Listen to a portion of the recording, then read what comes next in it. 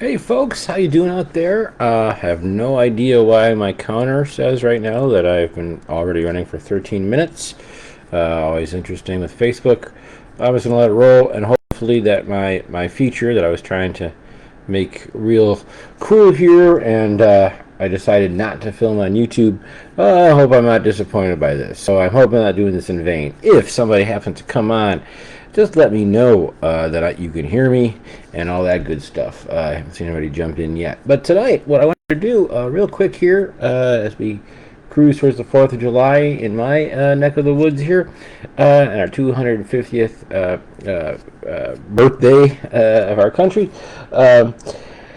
Declaration of Independence, all that stuff, is wrap up my American Single Malt conversation. I was saying I was going to do a feature, but I've kind of gotten, time has gotten away from me a little bit. I got a gig tomorrow that I had to go work on, and, all that kind of stuff. Plus, at any time, I seem to,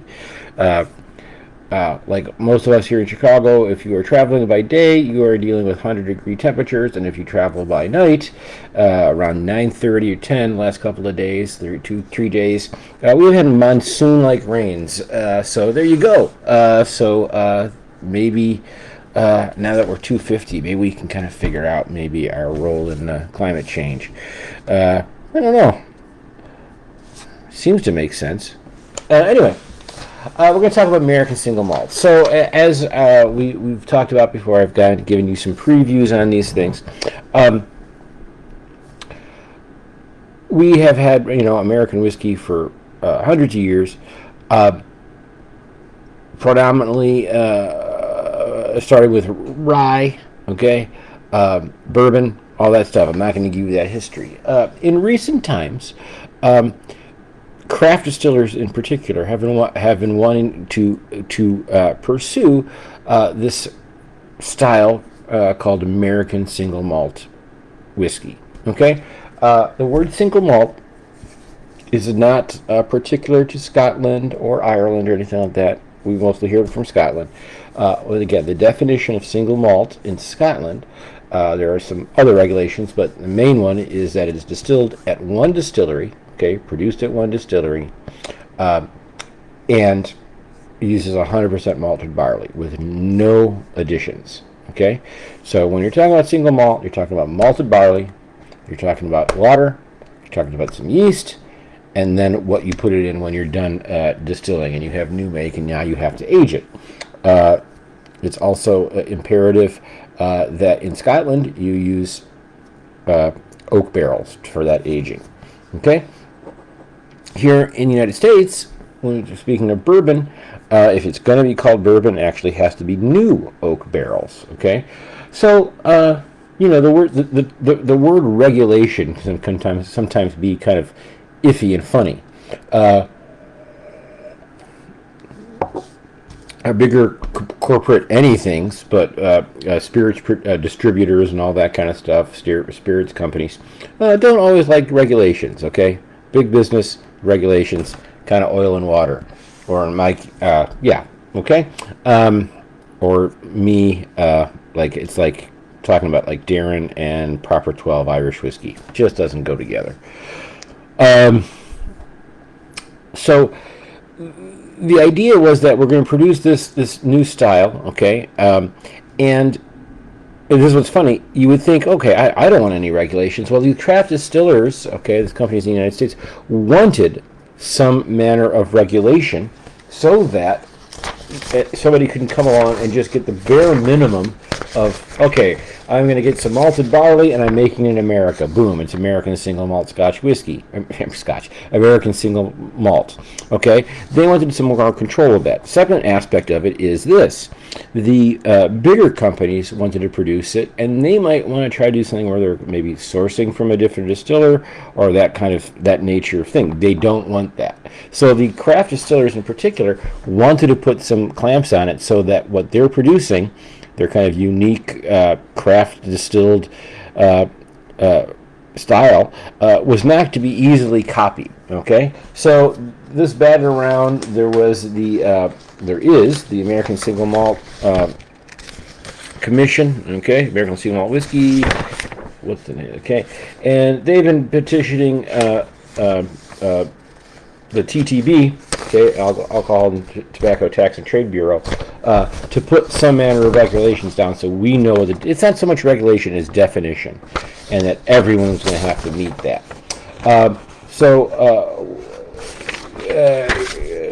December 18th, 2024, the TTB finally added this standard of identity for American Single Malt Scotch whiskey. I'm saying Scotch again. That's exactly what I don't want to be saying. Sorry. American Single Malt. See, I'm so accustomed to saying Single Malt Scotch that it comes out just kind of naturally. We're not talking Single Malt American, okay? Or as they call it, American Single Malt. So these are the regulations for single malt in America. Made from 100% malted barley. So that's not any different from Scotch. What I will do is I will point out the differences when there is something that's a little different. Distilled entirely at one distillery. That's the same. Mash, distilled, and matured in the United States of America. Obviously, it's the same idea as Scotland. Matured in oak casks of a capacity not exceeding 700 liters. I'm not sure about that, but okay, there you go. They don't want it to be matured in casks that are the size of this room, okay, essentially. Distilled to no more than 160 proof and bottled at no less than 80, okay? That's really all the regulations that they came up with, which it sounds like, what does this still leave them open to? Well, for one, we don't have a new or an old oak barrel thing there, only that it says matured in oak casks. So they can use used casks like Scotland does, or they could use new casks. The other thing that's a little different here is we don't see an age statement listed here in those definitions. Now again, the difference between definition and regulation is something, but in Scotland it's 3 years.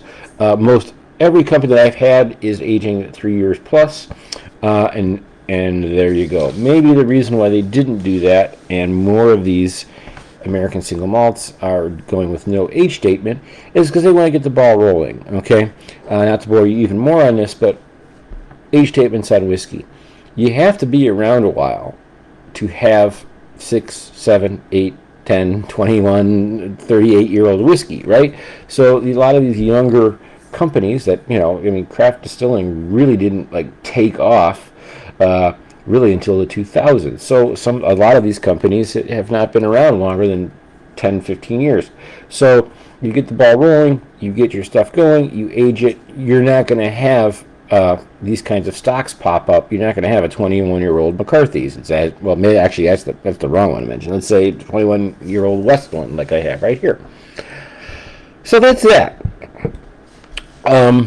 Very interesting concept. The other thing that I am kind of understanding is, again, this is my personal take. I'm kind of sick of this trend of we see these bourbons, we see these things come out with marketing, and we're marketing to a certain type of person, and these people get into this for the investment, and that's about it. They want to own a whiskey company, or they want to add that to their portfolio of all their other holdings. I am not saying that every craft distiller. This is 2026, not 1776. I understand that there are people that are in the craft distilling business that have investors and treat it like a business and want to make money. I'm not it's not that quaint of my idea of that. But they are trying to do something unique and of quality. And the first thing that they're at the top of mind is to make a nice quality product and not already be looking to cut corners. And they are realizing that, unlike some of these bigger companies, if you start to cut corners on an average product, people don't seem to care, okay? Wendy's, okay? Well, you do see the effect when you're telling somebody that this is a better than average product. This is a premium product. This is an artisanal product, and then you start to cut corners. All right, that's it. So far, my little task here of getting these American single malts. I have gotten 4 now. Okay, and I've gotten up to 4. I have brought you a little conversation on the Stranahan's Solera finish, but I'll give this one again another little talk. This one is a really good value. I really like this one. This is Stranahan's Blue Peak. This is kind of on their lower side in terms of the price tag. The Solera finish. really adds a depth here for a no age statement. It drinks and sips older than its actual age. Okay, and it's kind of an old so on that one. Again, I did a video on that one already. I also did a video on Balcones. Oh, this is from Colorado.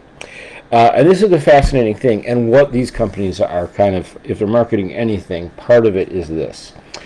Terroir, which is a concept of in wine more or less, is wherever you're producing, the environment and the resources that you have there end up being part of the whiskey's profile. The American single malt producers are definitely banking on that.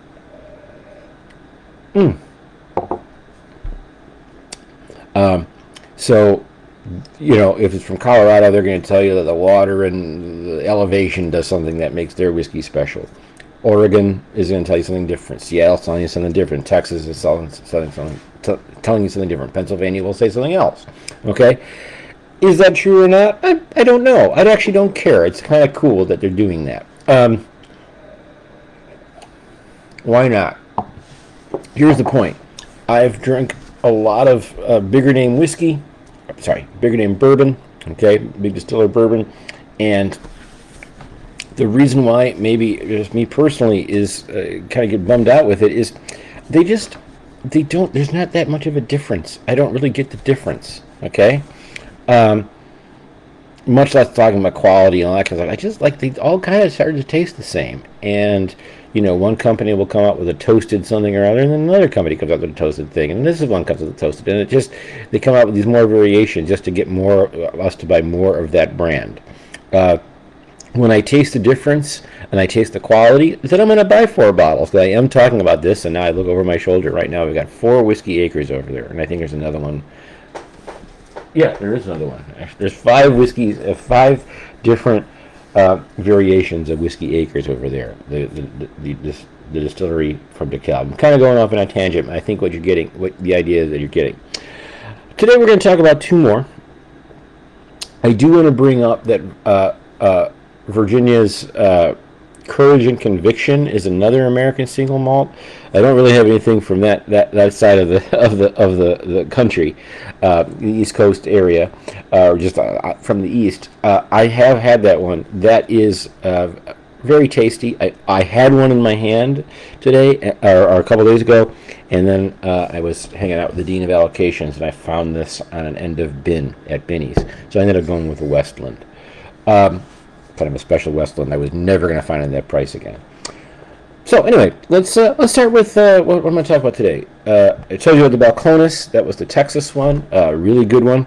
But I'll just kind of give you notes on this. This one was really bright fruity. Okay, Stranahan's.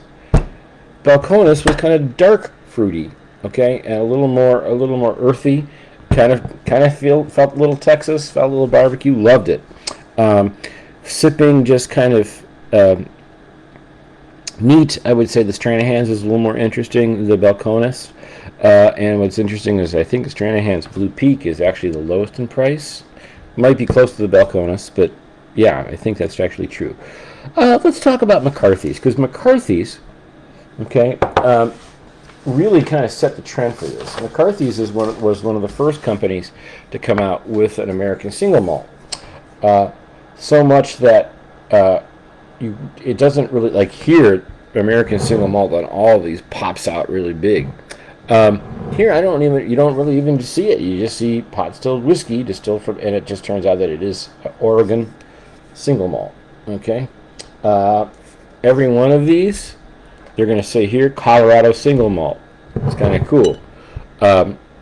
Texas single malt. Let's see what we got here. Now, Westland says American single malt. The other thing that kind of note is, does this company just do American single malt, or they do all manner of spirits? So as it turned out, this Clear Creek Distillery did start. When this bottle was purchased or bottled, they were part of Widmer Brothers Brewing Company. Clear Creek. No, I'm sorry. Widmer Brothers Brewing Company actually imported imported peat malt from Scotland. So let me get back on track on that. So this company started doing single malts, and that was it. And then they joined the Hood River Distillery family, and that they do bigger amounts of spirits and things like that. Still, this bottle here, which was bottled in 2014, but the bottle of this 3-year-old still looks basically the same. So what do we have here? There's one more thing that they're going to always point out. If this is pot distilled, they're going to make a big mention of that. That is a big part of the character of single malt whiskey from Scotland and from here. And the bigger companies might be trying to do American Single Malt on a column still, which I don't have a whole lot of interest in. So this is distilled from a fermented mash of peat malted Scottish barley. So they imported the barley. So they still haven't broken any rules here. They're imported peated malt from Scotland. They barrel aged it for 3 years, and it's bottled at Clear Creek Distillery. This is bottled at 42.5. Like I said, this bottle's been around a while. They might have changed this a little bit. I have them both in the glass, this and the Westland, which I'm going to talk about next. And it doesn't take much for me to know which one I'm drinking, just from the nose, because this one is peated.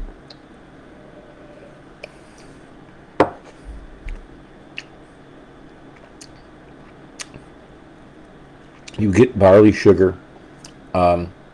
You get notes of the peat, really green, leafy, earthy notes. Okay, it's very green, and I don't mean that in like a green banana. It just has like a very I don't want to say rainforest. We're talking about Oregon, but like yeah, there's an earthy feel. The sweetness comes through, but it's really well balanced there in terms of how much peat is there. On this one, again, this is early in their kind of offering days. The only thing for this one I would say is if it's just 3 years old, it's a little light in that kind of. I don't know that everything came together in terms of the oak and the peat and just the regular barley flavors. I'd like to taste an older one. Also, maybe it could use a couple more points up on the ABV, and they might have upped that a little bit on this one. But this is an outstanding whiskey for a peated American single malt. They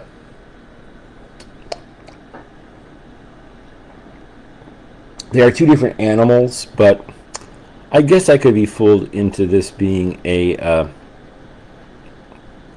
peated Scotch. However, this is just 3-year-old whiskey, so I wouldn't think it would be anything of the names that we know. However, now that they've been online a little longer, now they have, a couple years ago, I think, they put out their first offering of 6-year-old McCarthy's whiskey, also doing some finishing. That'll probably be one of my next American single malts.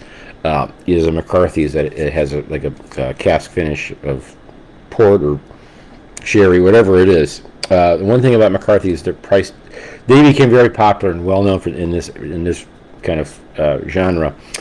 Price is going up a little bit, but I'm going to check it out. Okay, very nice whiskey. I know my cousin gave this to me. I was kind of surprised at this, that he gave it to me. I'm really glad he did. And like I said, I haven't had a lot of this because it kind of ends up I have it, and then it kind of floats off to the back for a while. But it's very, very tasty.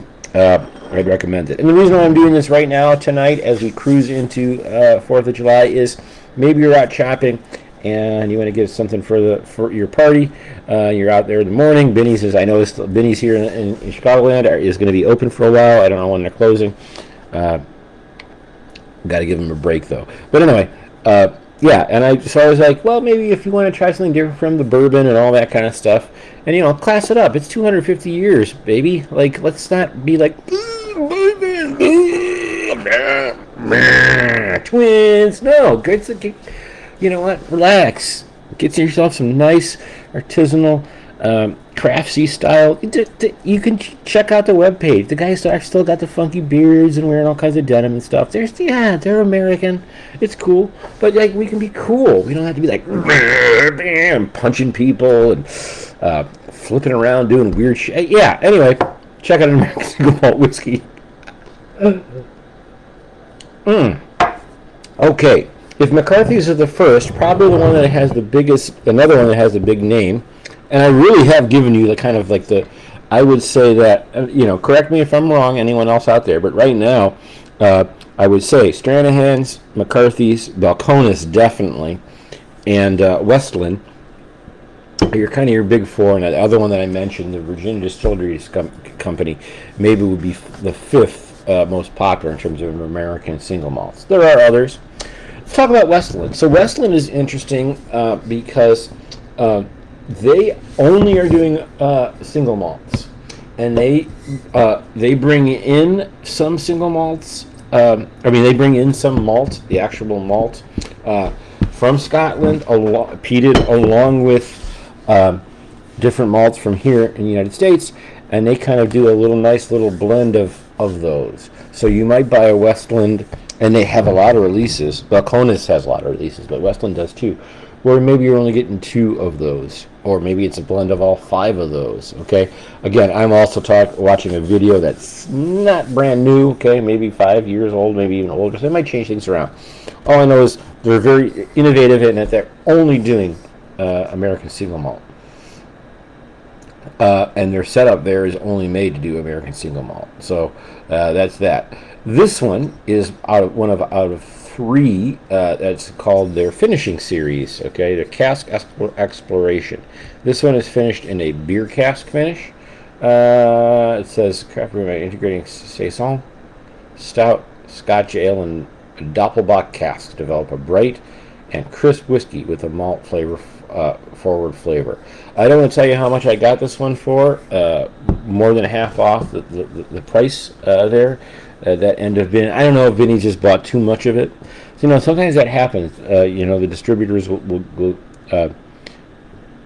put something too much of something in one region and it doesn't catch on. But it's catching on with me. I really like this one. Now, this one on the nose is completely different. Westland is known for a very sweet barley note, and on the nose you can get it. It really is bready, but not in that yeasty way. Bready like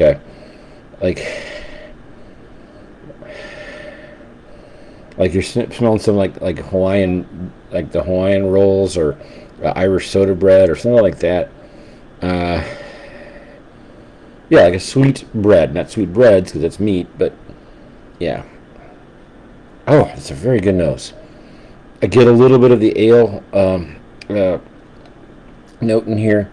You can definitely tell this has some element of some kind of. There is the stout chocolate note, definitely, just in the nose. Okay, and then they're going to say, "Oh no, you read that wrong. There's no stout casks." But yeah, there's got to be. I would say if you're looking for a beer note in this Westland beer cask finish, you're going to find the chocolatey kind of stout note first. On the nose, it gets a little earthier, and on the taste,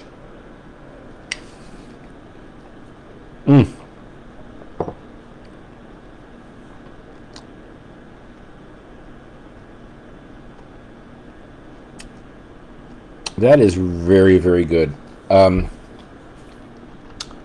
It's very hard because what's so neat about this, again, and this is why I like Scotch whiskey, okay? Bourbon, I cannot taste the differences enough. Maybe I just don't have a good palate for it. But, when we do ours, all our mash bills are 75% corn and whatever, blah, blah, blah. And the difference is where we age it and the rick house and which cat. I don't get it enough, okay? I mean, I get it. I can tell the difference between, Blanton's and Buffalo Trace, just regular. But you know what? I don't get it enough for the price tag or searching around for it. Scotch whiskey, I love it that we're using the same ingredients and it's just changing the variant of the ingredient and yeast, and then how we're aging it can change it. These could not be more dissimilar, if that makes any sense. I would say of all the ones I've had, and it's interesting, I know they're doing copper pot stills, or pot still, I should say, and they are only doing single malt. So this one is the closest to what I would say This one could possibly fool me into thinking it's a young single malt Scotch. I really like it. I'm gonna have to check out some other Westlands. Now the bad news on it, I hear the regular just Westland. They have a lot of offerings. It's like on the bottom of their core range is a little boring. This one at the beer cask is in the. If you find it, in the wild, it's going to be in your $70 to $80 range. Again, I found it on an end of bin. Again, I don't know about your other stores, but those are always worth a look. I have found some surprisingly cool stuff on the end of bins. Without even struggling hard, I can give you 3 or 4. I found this. Okay, that's a good start. McNair's Lumreek, which was a blended Scotch that comes out of the, I think comes out of the, it's right next to the Glen Allachie distillery. I found both just a small batch and then a 12-year on the end of cask, end of bin, left more than half price. This old Potrero I found on the end of bin. That's a rye company. Unfortunately, I found out that they are still going to be operational, but are not producing at the moment. It's a real shame. That was one of the best rye whiskeys I've ever had. But I found that again on an end of bin. So keep an eye on those things. It's always a good thing to check. The other thing is if you're listening to me and you're like, I don't want to experiment on something for regular price. You might find something that I've mentioned or something similar that I mentioned that you can get at a half price thing.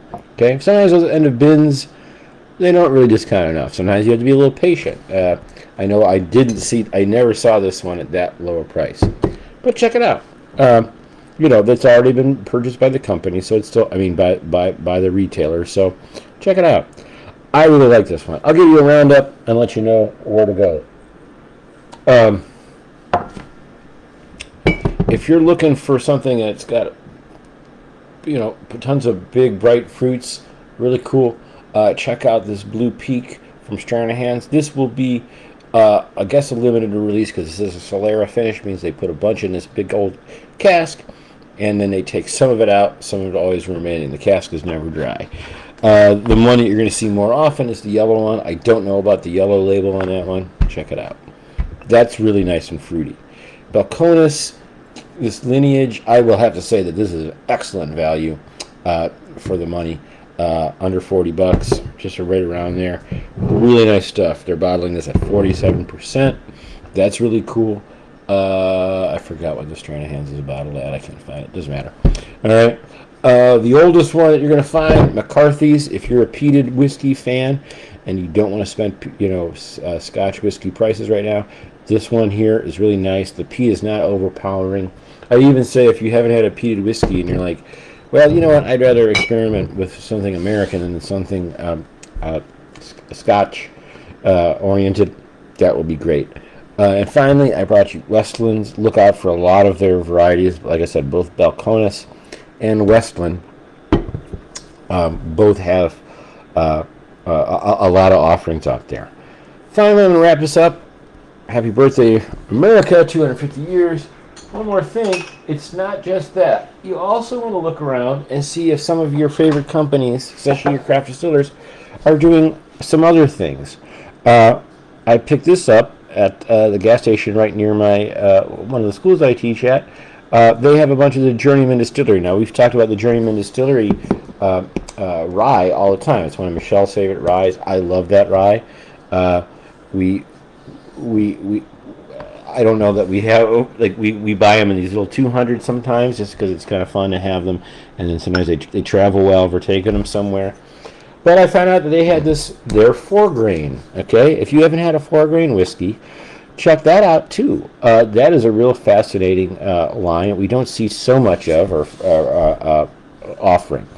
4-grain is going to be, well, guess what? 4 grains. Most likely going to be corn, rye, barley, and wheat.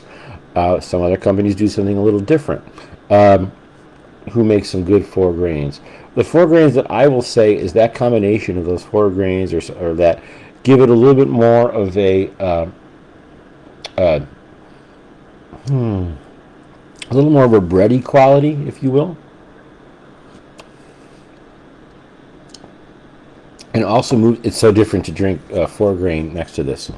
Um, and it also gives it a little bit more. The rye will always pop through when you have that much rye in it compared to other things. This one is pretty well integrated. This one from Journeyman. I might buy this one again. I don't know. I would buy a 750 of this, but it's tasty. It's going to be a real good mixer. But check that out. We have had. Let's see, whose 4 grains have we had? Whiskey Acres doesn't do a 4-grain. Koval. I remember talking to my buddy Joe Palacastro, and Koval is an interesting distillery. They haven't had a lot of reach in the whiskey fandom as much as, because they are kind of.